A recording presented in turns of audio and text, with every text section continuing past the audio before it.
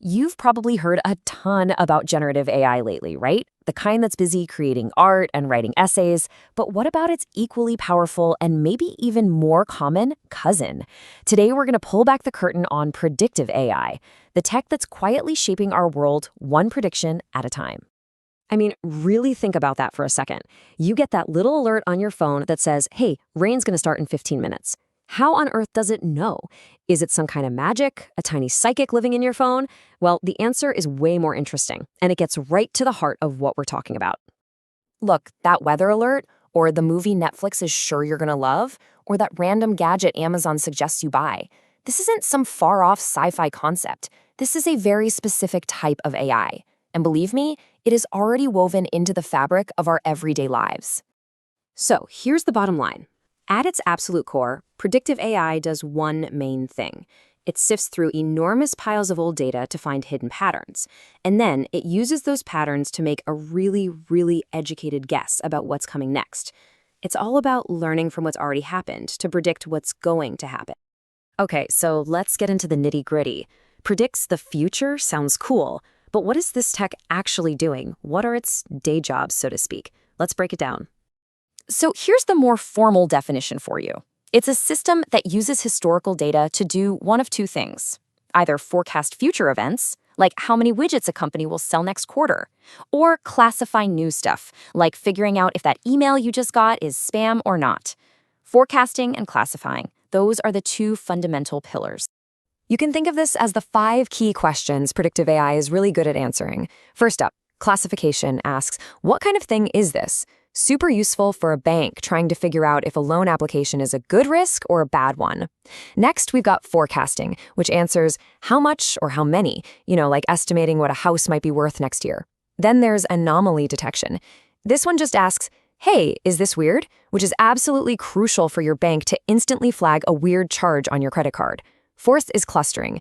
This is all about finding hidden groups in the data, asking what groups are in here, kind of like how a hospital might group patients with similar conditions. And finally, time series analysis looks at trends over time to answer what's the pattern here, helping a business predict its sales growth for the next few months. So we know what it does, but how in the world does it actually do it? Now, the math can get super complicated, but the basic ideas behind it all are actually pretty straightforward. So let's pop the hood and take a quick look. The number one thing, the bedrock of all of this, is data. And not just any old data. It has to be clean.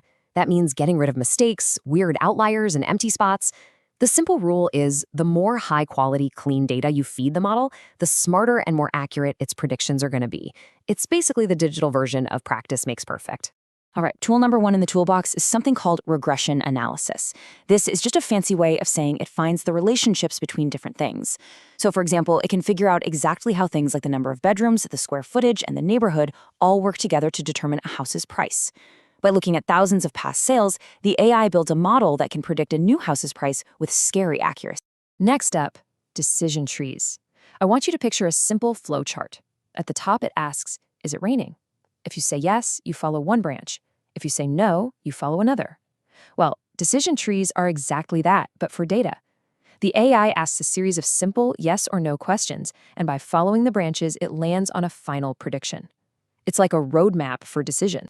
And finally, for the really, really tricky problems, we have neural networks. These are designed to work a bit like a human brain, with all these interconnected digital neurons. They learn by seeing tons of examples. Just like you learn to recognize a dog after seeing thousands of them, a neural network can learn to spot incredibly complex patterns that other methods would totally miss. This is the heavy-duty stuff. Now, all of this sounds amazing, and it is. But, and this is a big but, like any powerful tool, it's not perfect. In fact, some of its biggest strengths are also the source of its biggest weaknesses. It's a real double-edged sword. So let's get into the good, the bad, and the ugly. On the one hand, a huge benefit is adaptability. These systems can learn from new data in real time, so they get smarter over time. But the flip side is that they completely rely on historical data. And as we all know, the past isn't always a great predictor of the future, especially when something completely new happens. Another pro is that simpler models are interpretable. A human can actually look and understand the logic. But the danger is, if your original data is biased, your results will be biased. Garbage in, garbage out. And yeah, automation is fantastic, but a model trained on one thing is totally useless for another. The model that predicts grocery sales will have absolutely no idea how to predict shoe sales. This quote pretty much says it all. You hear it all the time in the world of finance, and it's probably the most important warning for predictive AI. A model can be right 100% of the time based on history, right up until the moment something unprecedented occurs. And in that instant, every single one of its predictions can become completely worthless. So, after all that, what it is, how it works, the good and the bad, what's the final prediction? What's the one big idea you should walk away with? This is it, right here. Predictive AI is an unbelievably powerful tool. It's a co-pilot that helps us make better decisions by finding patterns we could never spot on our own. But it is not, I repeat, not a perfect crystal ball. It's an assistant, not an oracle.